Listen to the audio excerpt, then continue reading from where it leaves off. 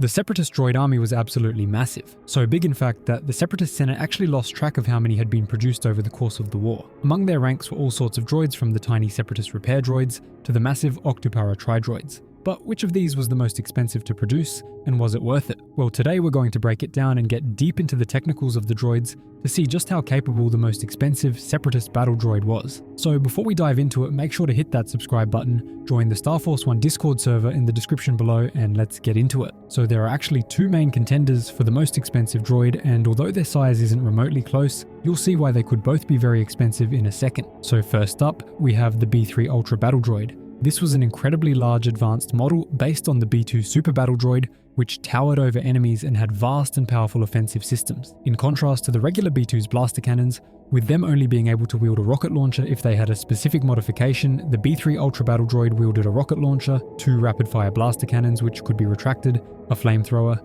and a plasma cannon which had a wide field of impact. It was also equipped with a density projector, allowing it to be anchored completely to a surface unable to be moved. The B3 Ultra Battle Droid is estimated to weigh around 1245 kilograms, a substantial increase from the B2 Super Battle Droid, which weighs 300 kilograms. This estimation is based on the significant height difference between the two models and assumes similar material density. The B3's height, more than double that of the B2, implies a notable expansion in structural mass, supported by the use of tough and dense materials in its construction. The weapons would also add a decent bit of weight to the droid.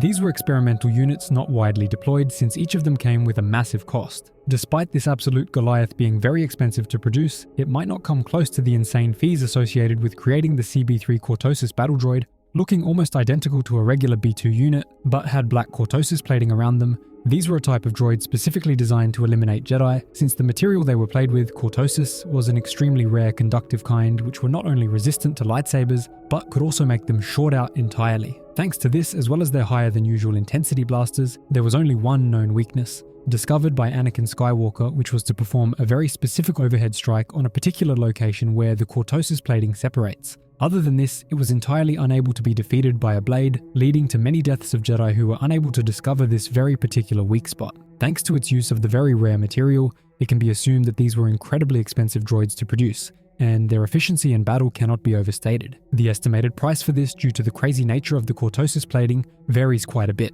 The B3 Cortosis droid, with a basic model costing 3,300 credits and weighing 300 kilograms, gets an additional armor upgrade using 2 square meters of Cortosis plating with a thickness of 5 millimeters and double the density of normal metal. The total cost, considering the volume and mass of Cortosis and its price of 1,500 credits per kg, amounts to approximately 238,800 credits. On the low end, we can guarantee it's worth at least 70,000 credits, but the real cost is likely much more due to a select number being made at once. The higher value for this, taking into account limited production, is around 200,000 credits. Yes, that's double the price of the Tri-droid, which would cost 100k each. Such a wild price, but definitely worth it for the threat they posed against the Jedi. So thank you for watching the video. If you found it helpful, be sure to drop a comment and hit the like and subscribe buttons for more awesome Star Wars content. Cheers lads, I'll see you in the next one.